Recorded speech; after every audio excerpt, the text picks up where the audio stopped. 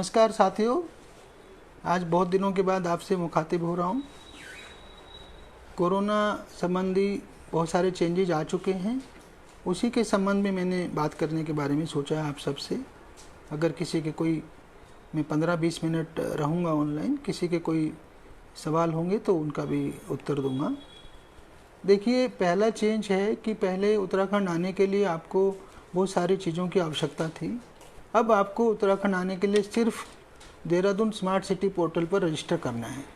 उसके अलावा बाकी सारी आवश्यकताएं ख़त्म हो गई हैं। पहले आपको कोविड नेगेटिव टेस्ट रिपोर्ट लानी होती थी, वो भी ख़त्म हो गई है। फिर मिनिमम नंबर ऑफ़ डेज किसी होटल में रुकने के लिए कराना पड़ता था, 7 दिन 4 दिन, वो सब ख़त्म हो गया। वो कोई रेस्ट्रिक्शन अभी नहीं बाकी हैं। अगर आप उत्तराखंड आना चाहते हैं तो एक शर्त है कि आप अपना Dehradun smart city limited portal पर रजिस्टर कराइए और फिर आप आराम से उत्तराखंड आ सकते हैं।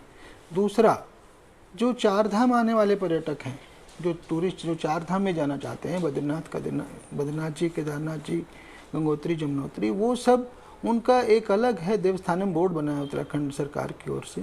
उनका पोर्टल है badrinathkedarnath.government.in, देवस्थानम बोर्ड के नाम से भी आपको मिल जाएगा। तो इस पे रजिस्टर करा करके आप चार धाम की यात्रा भी कर सकते हैं, वो पूरी तरह से खुली हुई है।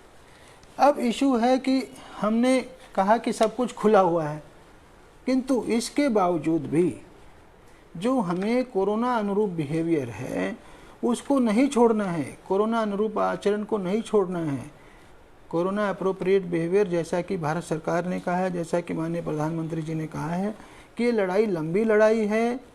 जब तक दवाई नहीं आ जाती तब तक हमें ढिलाई नहीं करनी है, तब तक सावधानी बरतनी है पूरी तरह से। तो वो जो सारी चीज़ें हैं कोरोना अनुरूप बिहेवियर की, उनका पालन हर हालत में करना है। जो यात्री, जो टूरिस्ट, जो तीर्थयात्री इसका पालन नहीं करेगा, उसके विरुद्ध उत्तराखंड पुलिस कड़ी कार्रवाई कर रही है। मैं भी आपको डाटा दूंगा। तो जो 3 चीज़ें जो मैंने पहले भी कहा था जो ज़रूरी हैं, SMS सैनिटाइजेशन, जो SMS आप भेजते हैं उससे याद रखें सैनिटाइजेशन करना, अपने हाथ पैर को, अपने आसपास के स्थान को, वर्किंग प्लेस को, हर चीज़ को सैनिटाइज करना है। मास्क पहनना है, मास्क। और तीसरा ऐसे सोशल डिस्टेंसिंग, कि हम दूसरे आदमी से कम 2 गज की दूरी पर रहें, जिससे कि हमें इन्फेक्शन न लगने पाए। तो ये जो मैंने SMS की गाइडलाइंस बोली, जिसको हम कोरोना अनुरूप आचरण बोल रहे हैं, कोरोना अप्रोप्रिएट बिहेवियर बोलते हैं, कृपया करके इसका सब पालन करें। खुद भी करें, अपने परिवार से भी कराएं, दोस्तों से भी करवाएं और अपने सोशल मीडिया के माध्यम से इसका प्रचार प्रसार भी करें। मैं आपको बता दूं, जो लोग इसका अनुपालन नहीं कर रहे हैं, उत्तराखंड का डाटा मैं आपको बता रहा हूं। उत्तराखंड में अभी तक हमने 5,36,000 लोगों पे कार्रवाई की है, 5,36,000, जिनमें से 3,82,000 सिर्फ मास्क नहीं पहनने पर कार्रवाई हुई है। 78,000 ऐसे लोगों पे कार्रवाई हुई है जिन्होंने सोशल डिस्टेंसिंग का पालन नहीं किया है, जो मार्केट में या कहीं पे भीड़ करते हैं, जो सारी कोरोना के सारे रूल्स भूल जाते हैं। तो हम यहाँ पर कार्रवाई जरूर कर रहे हैं। लॉकडाउन के उल्लंघन करने पर अभी तक 4800 मुकदमे उत्तराखंड पुलिस ने दर्ज किए हैं और सिर्फ लॉकडाउन का उल्लंघन करने पर हमने 8 करोड़ 40 लाख का जुर्माना वसूला है। तो मैं आप सबसे ये अनुरोध करता हूँ कि कोरोना के अनुरूप आचरण को न भूलें और जो इसकी जितनी सारी आवश्यक बेसिक ज़रूरतें हैं, बेसिक रूल्स हैं, उनका पालन जरूर करें। मैं आपको रूल्स का पालन करने का एक फ़ायदा बताना चाहता हूँ। उत्तराखंड पुलिस में अभी तक कुल 1504 लोग संक्रमित हुए। उत्तराखंड पुलिस, जो हमारे जवान, जो फ्रंट लाइन वॉरियर हैं, जो सड़क पर हैं, जो ड्यूटी पर हैं, उनमें से 1504 संक्रमित हुए, जिनमें से 1346 ठीक भी हो चुके हैं। यानी 90% हमारा रेट है, रिकवरी रेट। और आप लोग हैरान होंगे, हमारा उत्तराखंड पुलिस का डेथ रेट अभी तक 0.1% है। यानी सिर्फ हमारे 2 लोगों का लॉस हुआ है। 3 लोग हमारे और सीरियस हुए थे, वो हमने बचाए। इसका मतलब अगर आप समय से सही इलाज करें, सावधानी बरतें, तो आपकी जो है डेथ रेट में बहुत बड़ी कमी आ सकती है। आप सोचिए, 1500 लोगों में से लकीली अभी तक जो है हमने सिर्फ 2 साथियों को खोया है। तो इसीलिए हमें उसका पूरा ध्यान रखना है कि क्या क्या इसमें किया जाना चाहिए। मैं आपको एक इलाज की बेसिक बातें बताता हूँ। एक है प्रिवेंटिव, जो लोग फ्रंट लाइन वॉरियर हैं, स्पेशली वो लोग ज़रूर जो है एक उसकी डोज आई है जिसको प्रिवेंटिव डोज कह सकते हैं, वो ज़रूर लें।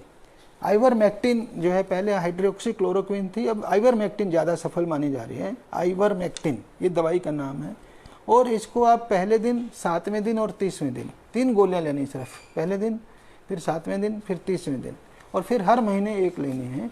तो ये प्रिवेंटिव का काम कर रही है। और इसके साथ साथ विटामिन सी का लेवल हमें बढ़ा के रखना चाहिए। वो हमारी इम्यूनिटी बढ़ाता है। विटामिन सी में सबसे नेचुरल सोर्सेज आप समझ सकते हैं, आंवला और नींबू। बाकी और बहुत सारे सोर्सेज हैं, बट 2 सबसे नेचुरल हैं, आंवला और नींबू। तो विटामिन सी लेते रहेंगे तो हमारी इम्यूनिटी बढ़ी रहेगी। देखिए, कोरोना एक वायरस है, वो हमें तब पकड़ेगा जब हमारी इम्यूनिटी को वो कंट्रोल कर लेगा, इम्यूनिटी को ओवर पावर कर लेगा, तब हमारे शरीर में आएगा। अगर हमारी इम्यूनिटी ज़्यादा है तो कोरोना वायरस को भगा देगी, वो टेक ओवर नहीं कर पाएगा हमारी बॉडी पर। तो हमें अपनी इम्यूनिटी बढ़ाकर रखना है।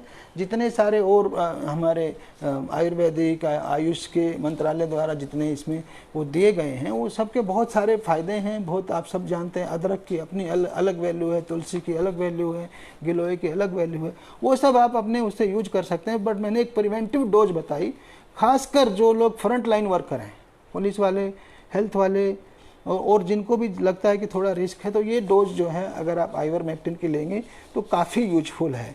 इसके बाद एक इशू है, जब अगर आपको कोरोना हो जाता है तो क्या करना है।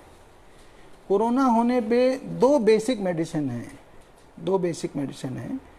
आइवरमेक्टिन लेनी है 3 दिन आइवरमेक्टिन, और 5 दिन आपको डॉक्सीसाइक्लिन लेनी है सुबह शाम। इसके अलावा आपको सारे इम्यूनिटी की चीज़ें लेनी हैं जो आयुर्वेदिक हैं या आयुष है, इवन प्राणायाम, योगा, वो बहुत काम करेगा। देखिए, जिसको कोरोना हो गया, आप समझिए सबसे इम्पोर्टेंट है आपका ऑक्सीजन लेवल। ऑक्सीजन लेवल जो ऑक्सीजन सेचुरेशन लेवल अगर आपका 95% प्लस है तो कोई रिस्क नहीं है, 0 रिस्क पे हैं आप। और अगर वो 95 से गिरना शुरू होता है तो आप वॉचफुल होइए। बिलो 90 होते ही आपको हॉस्पिटलाइजेशन की ज़रूरत पड़ेगी। एक बड़ी बात हम आपको बताएं, मैंने मेरी किसी अपने मित्र थे मेरे IIT दिल्ली में, उनकी पत्नी डॉक्टर हैं, आगरा के रहने वाले हैं, किंतु अब वो न्यूयॉर्क में रहते हैं। उन्होंने मुझे बताया कि न्यूयॉर्क में पहले फेज में डेथ रेट 7.5% था, क्योंकि वहाँ पर सब लोग जो है उसका इलाज इसको सांस की बीमारी के रूप में कर रहे थे, एंड कि बीमार आदमी को वेंटिलेटर पे ले जाने में जल्दी दिखाते थे, वो बहुत असफल था। अभी बेसिकली ये पाया गया है कि कोरोना वायरस बेसिकली ब्लड को कोगुलेट करता है, आपके खून को जमाता है। तो हमें ब्लड थिनर की ज़्यादा आवश्यकता है जब भी कोरोना वायरस हमें टेक ओवर कर रहा होता है। तो जिन लोगों को भी हार्ट की प्रॉब्लम है, डायबिटीज़ की प्रॉब्लम है, किडनी प्रॉब्लम है, तो वहाँ आपका ब्लड कोगुलेट होने लगेगा, तो उस रूप में जा कर के हमारा डेथ रेट बढ़ता है। तो उसमें हमें उसको ध्यान रखना है कि क्या चीज़ें हैं जो हमारे ब्लड कोगुलेशन को रोकती हैं। अदरक सबसे बड़ा है, ब्लड थिनिंग में काम आता है।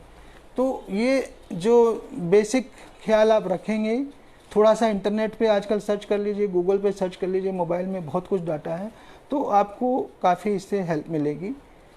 एक जो इशू है होम आइसोलेशन का, ये बहुत इम्पोर्टेंट है। होम आइसोलेशन आजकल ऑफिशियली अलाउड है।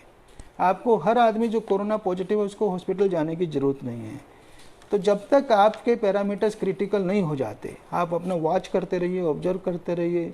जो जितने इसके सिम्टम्स हैं, बुखार है, कफ है, गले में दर्द है, जब तक मैंने कहा आपकी ऑक्सीजन 90 से नीचे नहीं आ जाती, तब तक आपको बड़ा खतरा नहीं है, तो उस टाइम हॉस्पिटलाइजेशन की ज़रूरत है। तो इसका मतलब आपका होम आइसोलेशन से काम चल सकता है। तो होम आइसोलेशन में मेडिकेशन क्या है, गवर्नमेंट ने भी प्रिस्क्राइब किया है, उनकी वेबसाइट पे भी है। उस सब को गवर्नमेंट आपको दे भी रही है कि क्या क्या चीज़ें आपको चाहिए। सबसे ज़रूरी आपको ऑक्सीमीटर है, वो गवर्नमेंट भी दे रही है, प्राइवेटली भी अवेलेबल है। थर्मोमीटर और ऑक्सीमीटर उस सब को ज़रूर रखिए। ढेर सारा गर्म पानी पीते रहिए, और अपने जो गार्गल्स हैं और स्टीम, उसको कभी मत छोड़िए। ये बेसिक फार्मूले हैं। और डाइट भी हेल्थी रखिए। क्योंकि आपके शरीर को लड़ना पड़ रहा है एक वायरस से। वायरस आपके शरीर के हर पार्ट को टेक ओवर करना चाहता है, एक एक करके वो आपके हर पार्ट में इन्फेक्शन बढ़ाता जाता है। तो अगर आप हेल्थी डाइट खाएंगे तो धीरे धीरे आप वायरस से फाइट करके वायरस को आपकी बॉडी टेक ओवर कर लेगी, आपके एंटीबॉडीज पैदा हो जाएंगे और वायरस को ख़त्म कर देंगे, तो तब आपकी जीत होगी।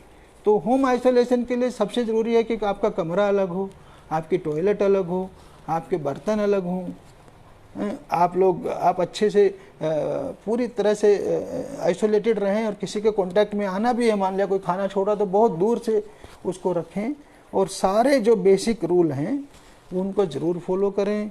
टेम्परेचर अपना दिन में 3 बार मिनिमम नापें, बीपी अपना कम से कम 3 बार नापें दिन में, और ऑक्सीजन तो मैं कहूँगा 10 बार नापें।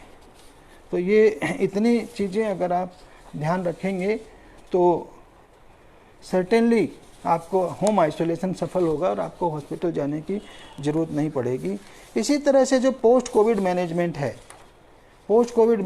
है वो भी बहुत ज़रूरी है, क्योंकि एक बारी कोरोना हो गया तो ऐसा नहीं है कि हम आगे के लिए भी हमेशा के लिए जो है वो हमारी गारंटी होगी कि कोरोना नहीं होगा। पहली बात तो कोरोना जो एसिम्टोमेटिक लोग भी हैं, ये मेरे नॉलेज में अभी आया, बहुत ही क्लोज आदमी ने बताया है कि जो सोच रहे हमें तो कोरोना होके चला गया, नेगेटिव रिपोर्ट आ गई, फिर भी हमें कोई फ़र्क नहीं पड़ा, ना बुखार है ना कुछ हुआ, उन लोगों में भी वीकनेस आ रही है। तो कोरोना वायरस से बॉडी में वीकनेस तो आएगी ही आएगी। तो पोस्ट कोविड भी आपको हर चीज़ का ख्याल रखना है, आपका कोरोना अनुरूप बिहेवियर छोड़ना नहीं है, किसी भी हालत में अपने मास्क लगाने को नहीं छोड़ना है, सैनिटाइजेशन को नहीं छोड़ना है, और दूरी बना के रखनी है। इन बातों का 100% ख्याल रखना है। अपने योगा प्राणायाम के जो बेसिक चीज़ें हैं जो आपकी लंग कैपेसिटी को बढ़ाते हैं उनको जारी रखना है, और जो हमारे आयुष ने भी बहुत अच्छी अच्छी चीज़ें निकाल के दी हैं उनका यूज भी बहुत ही उपयोगी है, उसको आप यूज कर सकते हैं। न्यूट्रिशियस डाइट लेना बहुत ज़रूरी है। बाकी जो मैंने जितनी बातें बताई, अगर आप इनका ख्याल रखेंगे तो सफलता मिलेगी और हम लोग कोरोना से लड़ाई में सफल होंगे। सबसे इम्पोर्टेंट ये है कि पुलिस का आप सहयोग करिए। जब से अनलॉकडाउन हुआ, देखिए लाइफ को परमानेंटली लॉक्ड नहीं रख सकते, सब लोगों के लिए ट्रॉमेटिक है, बच्चों के लिए और ज़्यादा ट्रॉमेटिक है, उनके स्कूल बंद हैं, उनके खेल बंद हुए इतने लंबे समय तक। तो अनलॉक तो होना ही है, लॉकडाउन परमानेंट सॉल्यूशन नहीं है, लॉकडाउन सिर्फ एक टेम्परेरी फेज है, अनलॉक तो होना ही है। किंतु जब अनलॉक होगा तो कोरोना फैलेगा, तो उसको फैलने से हम कैसे रोक सकते हैं? एक ही तरीके से रोक सकते हैं, जब हम अपनी पूरी तरह से सावधानी बरतें। हमारी सावधानी बनी रहेगी तो सर्टेनली हम कोरोना पे विजय पाएंगे। ये मेरा बेसिक मैसेज है। किसी के जो सवाल अगर कोई हैं तो वो मुझे बता सकते हैं।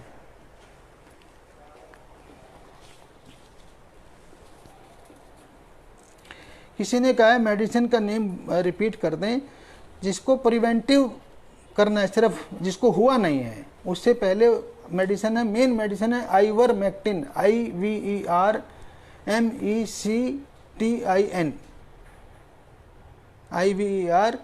Ivermectin MECTIN। जिसको नहीं हुआ है उसको पहले दिन 1 गोली, फिर 7वें दिन, फिर 30वें दिन, फिर हर महीने 1 गोली लेनी है। जिसको कोरोना हो गया है उसको रोज़ लेनी है 1-1 गोली। 12 mg की आइवरमेक्टिन टेबलेट है, मार्केट में अवेलेबल है, बहुत सस्ती है। और इसके साथ जिसको हो गया, जिसकी रिपोर्ट पॉजिटिव आ गई, उसको 5 दिन तक डॉक्सीसाइक्लिन लेनी है सुबह शाम। कई लोग डॉक्सीसाइक्लिन की जगह इसकी जगह एक एजिथ्रोमाइसिन भी ले रहे हैं डेली, बट डॉक्सीसाइक्लिन को उसका बेटर वर्जन माना जा रहा है। एक ने पूछा उत्तराखंड निवासी उत्तराखंड के अन्य जनपदों में जाना चाहें तो क्या करना होगा? उनको कुछ नहीं करना है, वो आराम से उत्तराखंड निवासी अपने पूरे प्रदेश में कहीं से कहीं जा सकते हैं। अब उनको कुछ भी करने की ज़रूरत नहीं है। स्कूल और कोचिंग क्यों खोल रहे हैं, किसी ने पूछा है। मैंने कहा ना कि भाई परमानेंटली कब तक बंद करेंगे आप, धीरे धीरे खुलना है। हमें कोरोना के साथ जीना सीखना है। जब तक दवाई नहीं आ जाती ढिलाई नहीं करनी, बस सावधानी नहीं छोड़नी है। और एक फेज वाइज आपने देखा है, फेज वाइज चीज़ें खुली हैं तो फेज वाइज ही खुलेगा। फिर भी मेरे विचार से पूरी तरह स्कूल नहीं खुल रहे हैं अभी तक, तो 10वीं और 12वीं जो बोर्ड के एग्ज़ाम वाले वही खुल रहे हैं। इसी तरह से कोचिंग वाले भी बहुत कुछ ऑनलाइन शिफ्ट हो चुका है। कोरोना के बाद मुझे लगता नहीं दुनिया सेम रहेगी, दुनिया में बहुत चेंजेज आ जाएंगे, तो वो हुआ है। स्कूल वाले फीस के लिए फोर्स कर रहे हैं, उसके लिए पहले से ही गाइडलाइंस आई हैं, तो लंबे टाइम तक वो भी बिना फीस नहीं चला सकते। तो कुछ रूल्स बनाए हैं गवर्नमेंट ने, उसी के अनुरूप जो है मैं इसके बारे में कोई यहाँ कमिटेड आंसर नहीं दे सकता हूँ। कुछ रूल्स बनाए हैं, कुछ उनको भी राहत दी है, कुछ पेरेंट्स को भी राहत दी है, तो उसी के हिसाब से हमें चलना होगा। एक सवाल कोरोना से अलग हट करके पूछा है कि पुलिस की भर्ती इस साल आएगी या नहीं। मुझे उम्मीद है कि वर्ष के अंत तक, दिसंबर तक आ जानी चाहिए, नहीं तो जनवरी में तो जरूर से जरूर आएगी, पुलिस की भर्ती आएगी जरूर। किसी ने कहा है कि कुछ लोकल शॉपकीपर मास्क नहीं पहन रहे हैं, मैं उनसे फिर से रिक्वेस्ट करता हूं, अनुरोध करता हूं कि कृपया करके ऐसा न करें। आप अपनी खुद की लाइफ खतरे में डाल रहे हैं, दूसरों की लाइफ खतरे में डाल रहे हैं, पुलिस का काम बढ़ा रहे हैं। पुलिस को तभी ऐसे ही लोगों की वजह से हमारा जुर्माना 10 करोड़ के रेंज में पहुंच गया है। तो कृपया करके मास्क जरूर पहने, और अपना, अगर आपको अपनी चिंता नहीं है तो अपने परिवार की चिंता करें, अपने दोस्तों की चिंता करें, अपने ग्राहकों की चिंता करें, तो वो उसका रूल जो है उसको ना तोड़ें। किसी ने पूछा शादी के लिए प्रशासन की अनुमति की आवश्यकता है। मेरे को लेटेस्ट रूल्स नहीं पता है, जो मेरे को याद था कि अनुमति लेकर के 50 लोगों के हो सकते थे। अब 100 से ऊपर लेना है तो अनुमति की जरूरत है, 100 से नीचे अनुमति की आवश्यकता नहीं है। लेटेस्ट रूल अब ये है कि 100 से नीचे संख्या है तो उसमें अनुमति की आवश्यकता नहीं है। ठीक है, तो साथियों बहुत बहुत धन्यवाद, बहुत धन्यवाद।